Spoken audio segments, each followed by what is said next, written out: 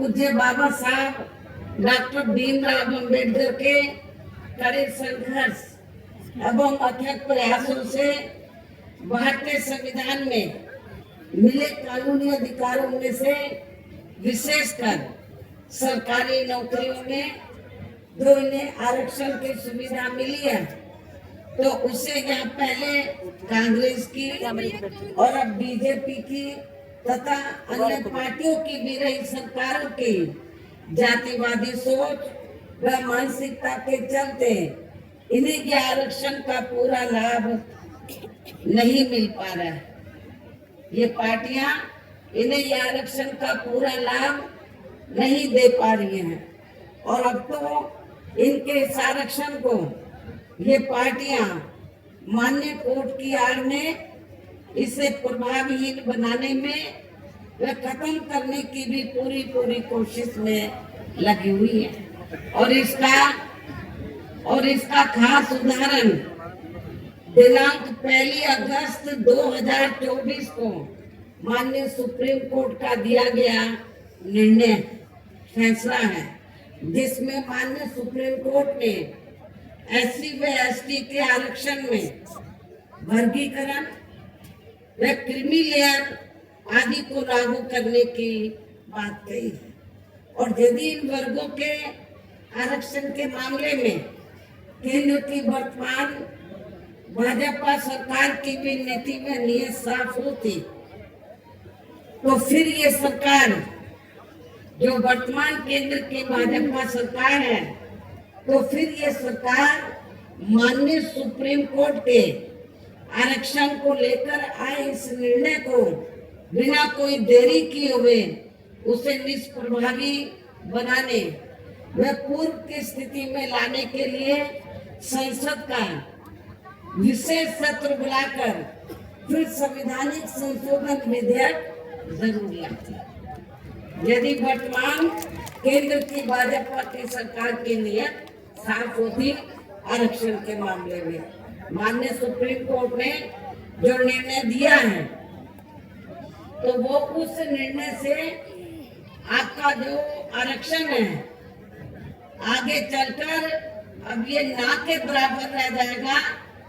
और आपको कोई ज्यादा लाभ मिलने वाला नहीं है। तो जो अभी तक आपको ये सुविधा मिल रही थी, तो उस स्थिति में लाने के लिए तो फिर सुप्रीम कोर्ट का निर्णय है, तो इसको कौन बदल सकता है? इसको सेंटर की सरकार बदल सकती है। वर्तमान में केंद्र की सरकार किसकी है? भारतीय जनता पार्टी की। हमने भारतीय जनता पार्टी की सरकार को ये कहा कि यदि आपकी दलितों, आदिवासियों और अन्य पिछड़े वर्गों के मामले में, खासकर SC ST के आरक्षण के मामले में यदि नीति आपकी स्पष्ट है, सोच सही है, तो फिर आपको जो माननीय सुप्रीम कोर्ट ने 1 अगस्त 2024 को जो निर्णय दिया है, जिससे SC ST का आरक्षण निष्प्रभावी हो गया है और ये फिर खत्म हो जाएगा, तो फिर इसको प्रभावी बनाने के लिए और पूर्व की स्थिति में लाने के लिए फिर केंद्र सरकार की जिम्मेवारी बनती है कि वो पार्लियामेंट का विशेष सत्र बुलाए और विशेष सत्र बुलाकर उसमें संवैधानिक संशोधन विधेयक लाए। और उसमें फिर हम देखते कांग्रेस और पूरा विपक्ष, तो वो आपको सपोर्ट करता है नहीं करता है, जिन्होंने संविधान बचाने और आरक्षण को बचाने के नाम पर पूरे देश में दलितों, शोषितों को, पिछड़ों को गुमराह करके इनका वोट तो ले लिया, लेकिन जब माननीय सुप्रीम कोर्ट ने जजमेंट दिया, तो जजमेंट के बाद इनको सांप सूंघ गया है।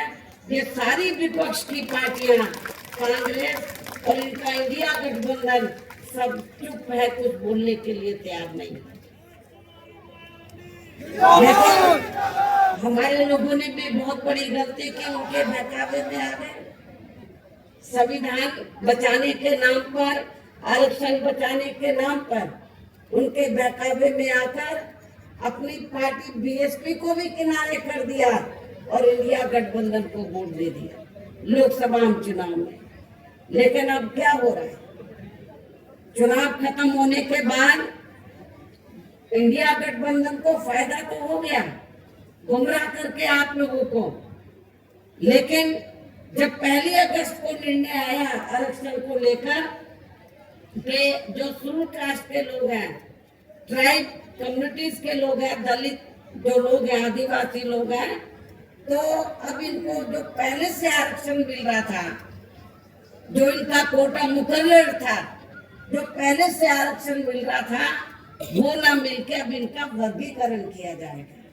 जिनको जरूरत है उनको दिया जाएगा और शेड्यूल कास्ट में जो जातियां मजबूत होगी उनको किनारे कर दिया जाएगा। ये जजमेंट है। लेकिन ये आप लोगों को मालूम होना चाहिए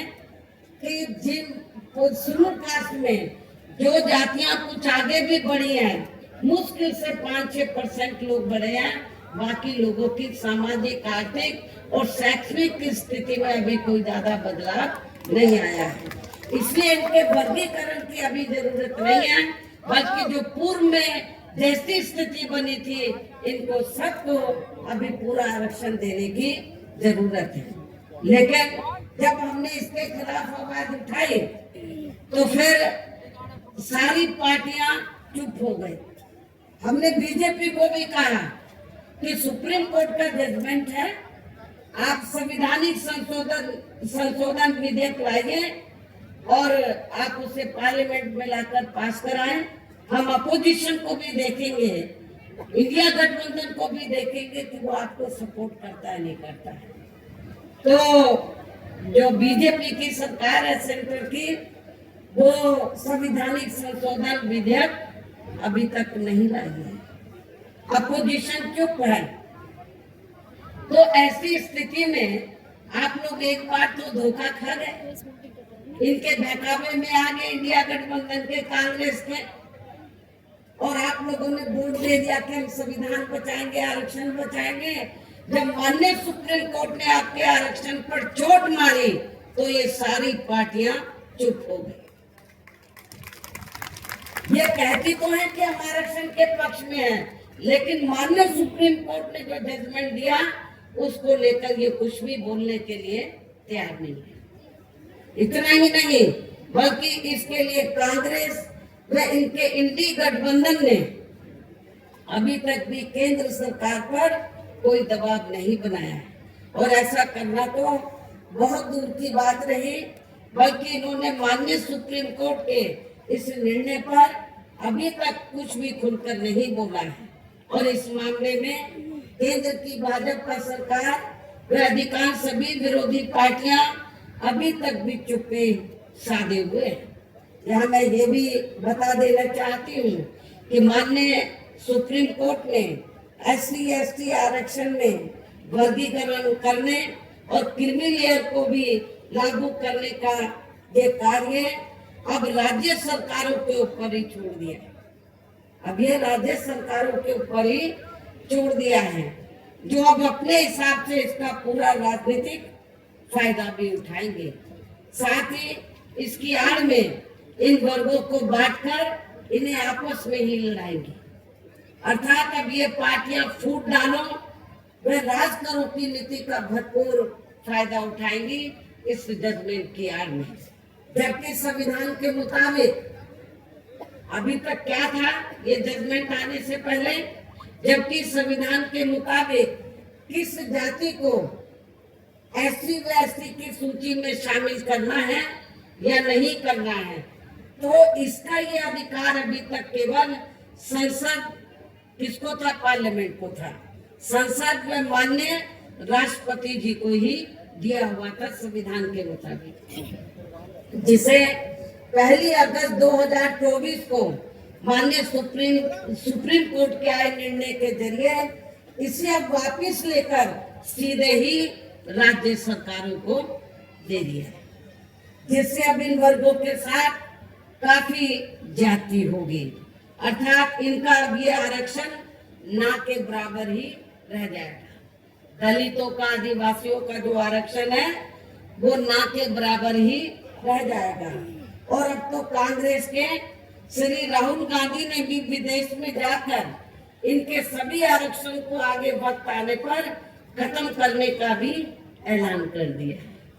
इसलिए इन वर्गों के लोगों को बाबा साहब डॉक्टर भीमराव अम्बेडकर द्वारा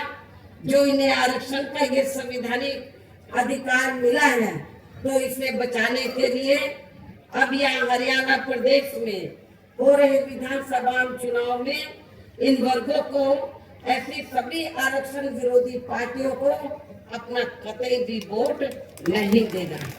जो ये पार्टियां माननीय सुप्रीम कोर्ट के आए इस निर्णय को बिल्कुल भी बदलने के लिए तैयार नजर नहीं आती है, ना तो भारतीय जनता पार्टी और ना ही कांग्रेस पार्टी का इंडिया गठबंधन। अर्थात इस मामले में केवल ये पार्टियां इन वर्गों को गुमराह करने में ही लगी है। ऐसी स्थिति में अब इन वर्गों को यह विधानसभा के हो रहे आम चुनाव में अपने बने इस गठबंधन की ही सरकार बनाकर, क्योंकि ये लोग जो जजमेंट आया माननीय सुप्रीम कोर्ट का रिजर्वेशन को लेकर, इसको ये अभी तक भी बदलने के लिए तैयार नहीं है, ना कांग्रेस ना बीजेपी। तो ऐसी स्थिति में अब आप लोगों को करना क्या है, ये अपने गठबंधन की सरकार बनाकर इसे लागू होने से, ये जो भी नया जजमेंट आया है, तो अपने यहाँ गठबंधन की सरकार बनाकर इसे लागू होने से तब तक लटका कर रोक कर रखना है जब तक केंद्र व विपक्ष द्वारा इस निर्णय को संवैधानिक संशोधन के जरिए खत्म करके इसे पुरानी स्थिति में बहाल नहीं कर दिया जाता है। गठबंधन की सरकार यहाँ बनती है, हमारी गठबंधन के हमारे हाथ में कि इसे लागू करें या ना करें, इसको हम लटका के रख सकते हैं। सुप्रीम कोर्ट का जजमेंट है तो इसको हम आगे बढ़ा सकते हैं कब तक, जब तक केंद्र व विपक्ष द्वारा इस निर्णय को संवैधानिक संशोधन के जरिए खत्म करके इसे पुरानी स्थिति में बहाल नहीं कर दिया जाता। इसलिए ऐसी स्थिति में अब आपको एक तरफा अपना वोट केवल बीएसपी व इनेलो के बने अपने इस गठबंधन को ही देना, ताकि सत्ता में आकर यहाँ आपके स्टेट में माननीय सुप्रीम कोर्ट के इस निर्णय पर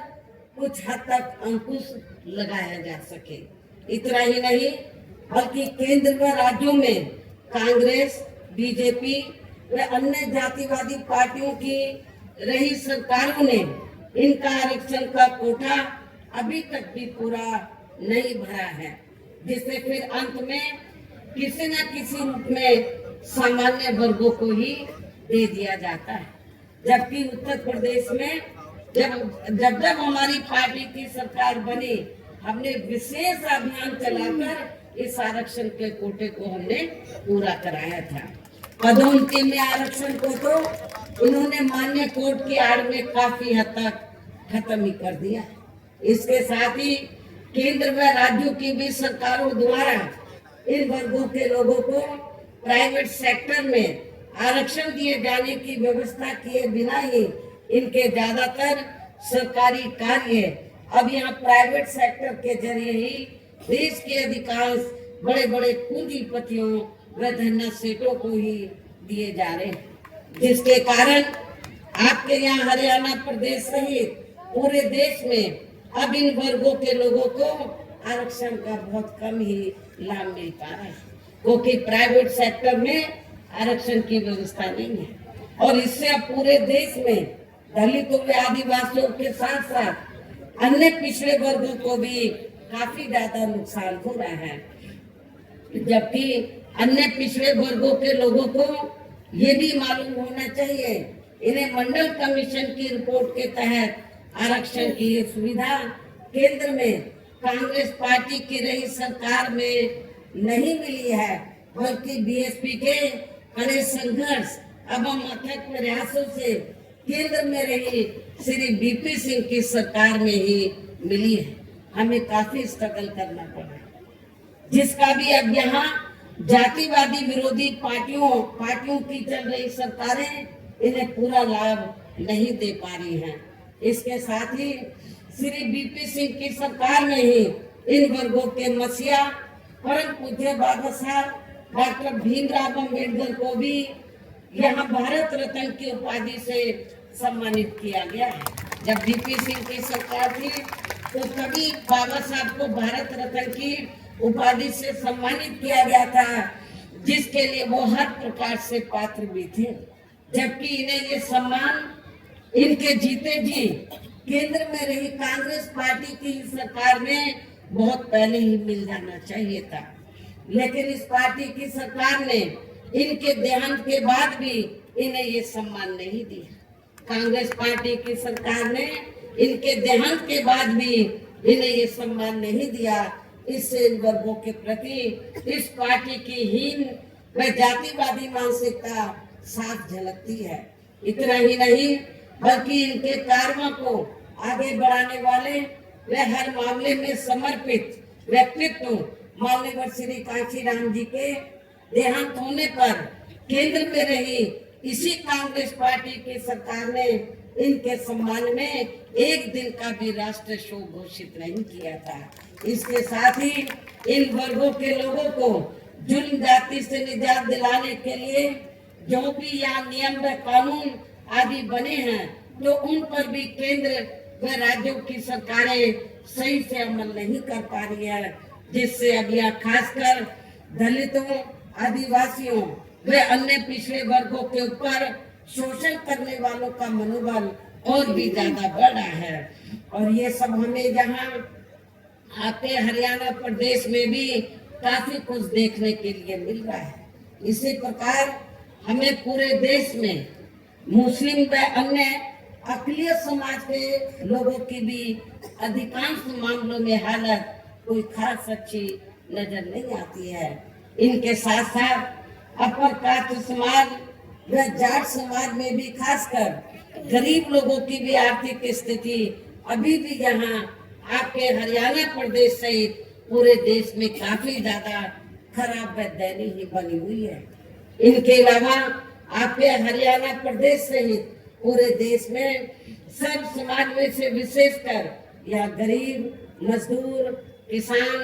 कर्मचारी, व्यापारी एवं अन्य मेहनत कश लोग भी अपनी विभिन्न समस्याओं को लेकर अभी भी हमें काफी ज्यादा दुखी ही नजर आते हैं। और इनमें भी किसान वर्ग तो केंद्र में अभी तक की रही सभी सरकारों द्वारा बनाई गई उनकी गलत नीतियों के कारण अब काफी ज्यादा परेशान व दुखी भी रहा है और अभी भी है। लेकिन इन सब की मुख्य वजह हमारी पार्टी केंद्र में व आपके हरियाणा प्रदेश में भी यहाँ अब तक की अधिकांश रही विरोधी पार्टियों की सरकारों के गरीब व किसान विरोधी तथा इनकी जातिवादी, पूंजीवादी व संकीर्ण मानसिकता के तहत बनाई गई उनकी गलत नीतियों व गलत कार्य प्रणाली को ही काफी हद तक जिम्मेवार मानकर चलती है। और इस मामले में खासकर इनकी गलत आर्थिक नीतियों की वजह से ही आए दिन जहाँ पूरे देश में गरीबी, बेरोजगारी व महंगाई आदि भी काफी ज्यादा बढ़ रही है, जिससे आम जनता काफी ज्यादा परेशान व दुखी भी है। इसके साथ साथ अभी भी अपने देश में भ्रष्टाचार हर स्तर पर काफी ज्यादा फैला हुआ है, जिससे आपका खुद का अपना हरियाणा प्रदेश भी अछूता नहीं रहा है। और इन सब का मुख्य कारण हमारी पार्टी आजादी के बाद से लेकर अभी तक केंद्र व देश के अधिकांश राज्यों में तथा आपके खुद के अपने हरियाणा प्रदेश में भी ज्यादातर सत्ता या खासकर पूंजीवादी पार्टियों के ही हाथों में आने को मानकर चलती है, जिसके कारण ही अब पूरे देश में व आपके खुद के अपने प्रदेश में भी अभी भी हमें यहाँ सर्व समाज के लोग अधिकांश मामलों में काफी ज्यादा दुखी व परेशान ही नजर आते हैं। जबकि पूरे देश में बीएसपी ही अकेली एक ऐसी पार्टी है जो विरोधी पार्टियों की तरह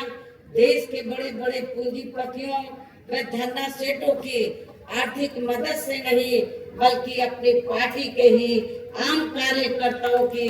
आर्थिक मदद से चुनाव लड़कर यहाँ केंद्र व राज्यों की भी सत्ता में आना चाहती है, ताकि हमारी पार्टी सत्ता में आने के बाद फिर बिना किसी दबाव के वे आजाद होकर सब समाज के लोगों की सभी समस्याओं का समाधान करके उन्हें हर मामले में वे हर स्तर पर यह खुशहाल बना सके। और इसी आधार पर चलकर ही आबादी के हिसाब से देश के सबसे बड़े प्रदेश उत्तर प्रदेश में, आपका पड़ोसी राज्य है उत्तर प्रदेश, तो देश के सबसे बड़े प्रदेश उत्तर प्रदेश में 4 बार हमारी पार्टी ने अपने नेतृत्व में वहाँ सरकार भी बनाई है। और हमने अपनी सभी चारों गई सरकारों में अपनी पार्टी की विचारधारा एवं सिद्धांतों के तहत चलकर, वैसे तो वहाँ सब समाज के हितों का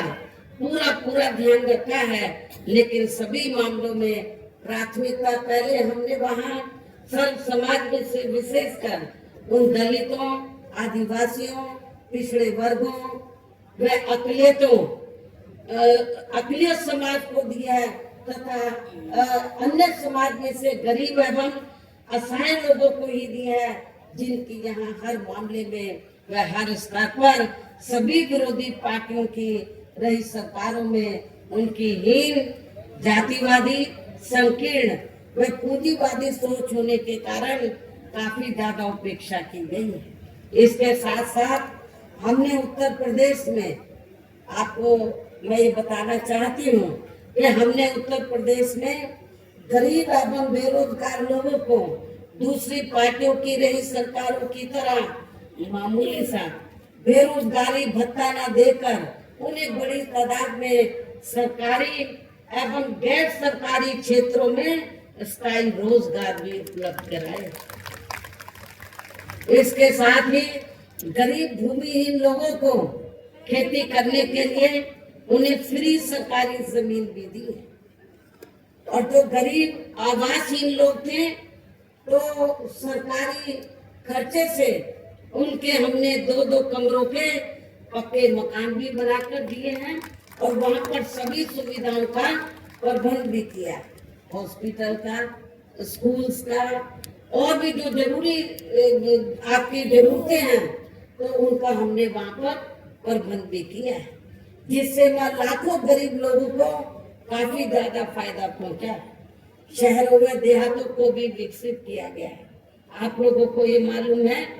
कि शहरों और देहातों में जहाँ वीकर सेक्शन के कमजोर तबके के लोग रहते हैं, वहाँ घुसते ही मालूम पड़ जाता है कि यहाँ पर अपने समाज के लोग रहते हैं। इतनी खराब हालत होती है क्योंकि जो पार्टियां अभी तक सत्ता में रही तो उन्होंने आपकी बस्तियों को डेवलप नहीं किया, लेकिन जब हमारी सरकार बनी तो हमने देहातों को डॉक्टर अंबेडकर ग्राम विकास योजना के तहत और शहरों में दलित बस्तियों को मान्यवर श्री कांशीराम जी शहरी समग्र विकास योजना के तहत उनको डेवलप किया, विकसित किया। इसके अलावा हमारी पार्टी की नई सरकार ने वहाँ विभिन्न क्षेत्रों में लगे लोगों के साथ साथ छात्रों, युवाओं, महिलाओं व बुजुर्गों आदि के हितों में भी अनेकों महत्वपूर्ण व ऐतिहासिक कार्य किए हैं, जिनसे उन्हें काफी ज्यादा लाभ पहुंचा है। किसानों की भी अधिकांश समस्याओं का काफी हद तक समाधान किया गया है तथा उनकी फसलों का भी उन्हें समय से उचित दाम दिया गया है। इतना ही नहीं बल्कि हमने उत्तर प्रदेश में सब समाज के लोगों के ऊपर किसी भी प्रकार की कोई जुल्म जाति आदि भी नहीं होने दिया है और वीकर सेक्शन का हमने विशेष ध्यान रखा है। बल्कि हमारी पार्टी की नई सरकार ने वहाँ जुल्म जाति करने वाले लोगों को बिना कोई देरी किए हुए उन्हें तुरंत ही जेल की सलाखों के अंदर भेजा है, जहाँ मेरी सरकार में उनकी सही व असली जगह होती है, जिसकी यहाँ के प्रदेश में भी काफी अब सख्त जरूरत है। इसके साथ ही हमारी पार्टी की रही सरकार ने अपने देश में दलित एवं अन्य पिछड़े वर्गों में समय समय पर जन्मे यहाँ महान संतों, गुरुओं व महापुरुषों में भी खासकर महात्मा ज्योतिराव फुले, श्री छत्रपति शाहू महाराज, श्री नारायण गुरु, बाबा साहब डॉक्टर भीमराव अम्बेडकर एवं मान्यवर श्री कांशीराम जी आदि को भी विभिन्न रूपों में पहली बार वह पूरा आदर सम्मान दिया, जिन्हें विरोधी पार्टियों के लोग अभी तक भी आसानी से पचा नहीं पा रहे हैं। इस प्रकार से उत्तर प्रदेश में हमारी पार्टी ने अपने सभी 4 शासन काल के दौरान वह हर मामले में व हर स्तर पर सर्व समाज के लोगों को काफी बेहतरीन सरकार दी है। और यदि आप लोग भी यहाँ अपने हरियाणा प्रदेश में गरीबों, किसानों व आम जनहित के तथा विशेषकर कमजोर एवं उपेक्षित वर्गों के हितों में ऐसे ही कार्य करना चाहते हैं,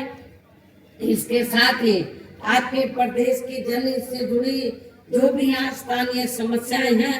तो उन्हें भी आप दूर करना चाहते हैं, तो फिर आप लोगों को भी उत्तर प्रदेश की तरह ही यहाँ अपने हरियाणा प्रदेश में भी अपने इस बने गठबंधन की ही सर्व जन हिताय व सर्व जन सुखाय की नीतियों पर आधारित सरकार बनानी होगी, जिसके लिए अब आप लोगों को यह अपने हरियाणा प्रदेश में विधानसभा के लिए हो रहे आम चुनाव में अपने गठबंधन का ही बेहतर रिजल्ट लाना होगा। इसके साथ साथ आप लोगों को वोट पड़ने तक यहाँ की सत्ताधारी पार्टी व अन्य सभी विरोधी पार्टियों के साम दाम दंड भेद आदि हथकंडों से भी जरूर सावधान रहना है। और इस मामले में खासकर आप लोगों को विरोधी पार्टियों के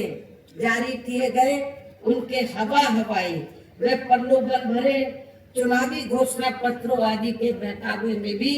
कतई नहीं आना है, जिन्हें ये पार्टियां सत्ता में आने के बाद अधिकांश अमल में नहीं लाती हैं, जिस पर से अब जनता का काफी हद तक विश्वास ही उठ गया है। इसलिए हमारी पार्टी किसी भी चुनाव में अपना कोई भी चुनावी घोषणा पत्र आदि जारी नहीं करती है। वैसे भी हमारी पार्टी कहने में बहुत कम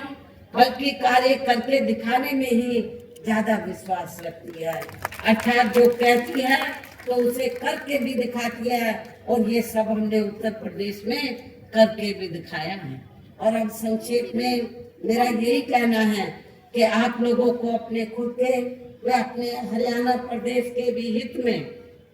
यहाँ बीएसपी व इनेलो के बने अपने इस गठबंधन की ही सरकार बनाना बहुत जरूरी है। और अब आप लोगों को अपने इस गठबंधन के ही उम्मीदवारों को ज्यादा से ज्यादा कामयाब बनाना है, जिसके लिए बीएसपी के उम्मीदवारों को हाथी चुनाव चिन्ह के सामने वाले बटन को दबा के तथा भारतीय राष्ट्रीय लोक दल के उम्मीदवारों को चश्मा चुनाव चिन्ह के सामने वाले बटन को दबा के इन्हें जरूर जिताना है। इस प्रकार से आप लोगों को अपने बने इस गठबंधन की ही पूर्ण बहुमत की सरकार बनाना है, और सरकार बनने पर फिर गठबंधन की ओर से आपके हरियाणा प्रदेश का मुख्यमंत्री चौधरी श्री अभय चौटाला जी को ही बनाया जाएगा, जिनको मेरे आशीर्वाद के साथ साथ इनके पिता चौधरी ओम प्रकाश चौटाला जी का भी पूरा आशीर्वाद प्राप्त है। वैसे स्वर्गीय चौधरी देवीलाल जी का भी हमेशा इन पर आशीर्वाद बना रहा है। इनके साथ साथ गठबंधन की ओर से बीएसपी का एक डिप्टी सीएम दलित वर्ग का तथा दूसरा डिप्टी सीएम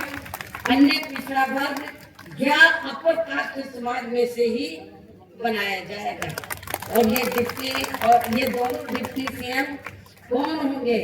इसका फैसला इस चुनाव का नतीजा आने के बाद ही किया जाएगा। इन्हीं जरूरी बातों के साथ ही अब मैं आप सभी लोगों से अपने बने इस गठबंधन के अधिकांश उम्मीदवारों को जिताकर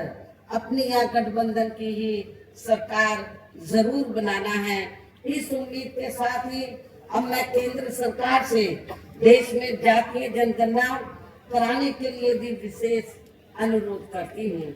जिसको पहले केंद्र में रही कांग्रेसी सरकार ने और अब वर्तमान में चल रही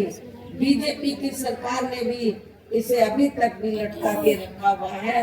जो उचित नहीं है। इसके लिए भी इनसे विशेष आग्रह के साथ ही अब मैं अपनी बात यही समाप्त करती हूँ। धन्यवाद। जय भीम, जय भारत।